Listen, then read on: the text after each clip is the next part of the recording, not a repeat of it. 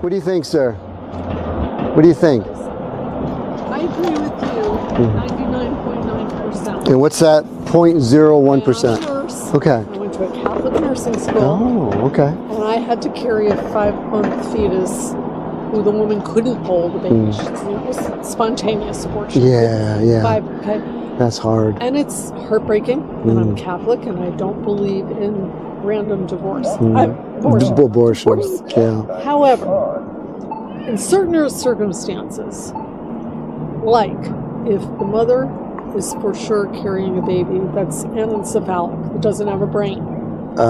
so you think that the baby should be killed before they're... Well, I know two different people. One woman used to be a secretary of his, carried the baby to term. She already had 2 other children. The baby was born and died 10 hours later because you cannot survive without a brain. Yeah. The other woman I know had an abortion. I don't judge her. First of all, God is the only judge.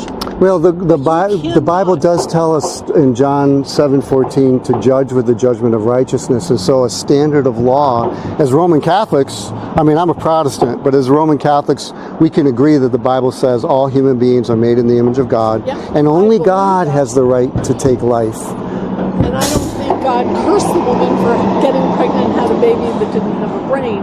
No, I don't either. As a nurse, No. first of all, I would not, okay? I got pregnant as a surprise because I had 2 daughters that were 12 and 14. Wow. And I got pregnant when I was 41. Yeah. And Wow. my doctor said to me, I want you to go, we live in Florida, he goes, I want you to go to a specialist in Miami who will do a testing. I said, it doesn't matter to me because I will not have an abortion. Yep.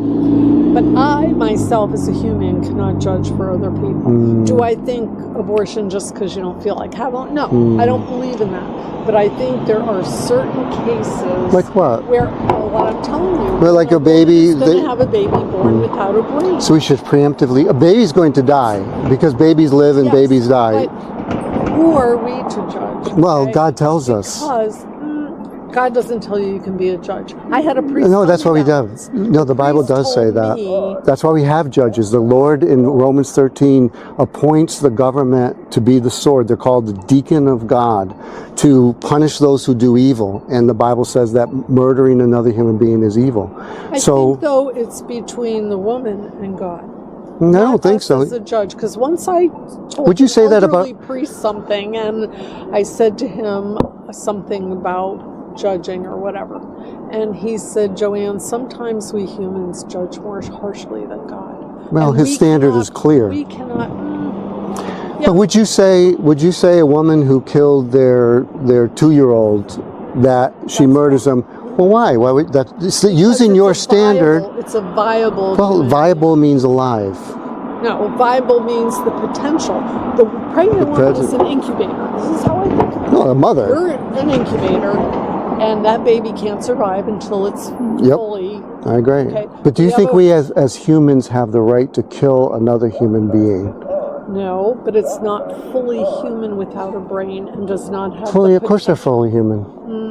Okay. Of course, that's kind of where we might split hairs. Well, biblically speaking, do you think that the Lord has a special category for children with special needs or don't have a fully developed brain? If they can. Where's that in the Bible? Well, if they could potentially live, we have friends. No, every child. I mean, we all potentially can live and die. But the law should be that these babies in the womb should have equal protection and equal justice. See, when you allow that, what happens is, and this is where Roman Catholic incrementalism, what that happens in pro-life is that they'll allow exemptions. And of course the pro-choice, well, it's like let the camel in with the nose and before you know it, you have the whole camel. So I'm an abolitionist saying that all human beings, according to the Bible, are made in the image of God, and we don't have the right to take innocent lives. And that's an innocent life. So to preemptively kill them, I don't think God gives us that right to do that. As I said, I think it's up to that person when you know for sure that is How do you know? viable. Because no one has ever lived. So you should go in there and just kill it? Well, at a very early stage. But they're going to die. They're going to die anyway. Right. So, I mean, you're going to die anyways. Would you? See, you're not a woman. You've never carried a baby. It doesn't matter. I have 5 kids. I have 5 kids. But I have, as a father and as a human being, I believe that equal rights and equal justice, whether I'm a man or a woman, whether I have a uterus or testicles, it doesn't matter, because justice transcends that. So what happens is you're allowing there to be an exemption of where one person has a right to murder, because it is murder.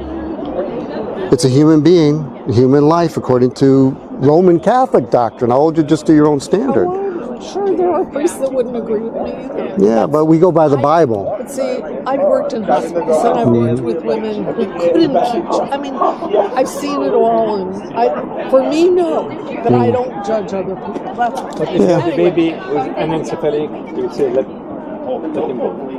I don't know what I would do. I would say to the woman that as soon as you make exemptions in the law, that devalues that little baby, and the exemptions then continually expand. I would say that baby is going to die, but that woman still needs to give birth rather than chopping that baby up beforehand. And whether that baby lives or dies, and sometimes doctors are wrong. Yeah, in the case of Tim Tebow, yes. Yeah. But in the case of not having, I mean, I'm a nurse, he's a doctor, we understand these things. So, but those are scientific, and we're asking deeper questions. And the deeper question is, what makes a human being? Does a brain make a human being? you can't live without it. No, but it's still a person is still a person, whether they have a fully developed brain or not. That's the philosophical, theological question. Well, good luck, because Yeah. I know that we'll never meet on that subject. Yeah. But it's interesting that you would. But I know it's interesting though that you would articulate very clearly instances which are extremely rare. I would say extremely rare. I know 2 women personally I know, who and went through that. sure. And how many women have you known in your life? Thousands, I'm sure. And I know a lot of women that have But see, but- abortions because they wanted a boy and it was a girl. And that's wrong. We're selectively. But women could be if they're not viable, why not? Yeah. I mean, I'm using your logic against you. If that baby's not viable, Are viable. well, they can't live outside of the womb. So if laws are not protecting them, and they don't. The point that I'm making is there are no laws that will protect babies that are not, with your definition, viable, which means they can just come out of the womb and live. And so we have laws in our state that give women special murder rights to kill their children with impunity. Yeah. Well, good luck with it. Oh, Unfortunately, Yeah. I don't think it's going to go our way. oh, it will someday. It will. Well, God bless you. Thank you for the good conversation.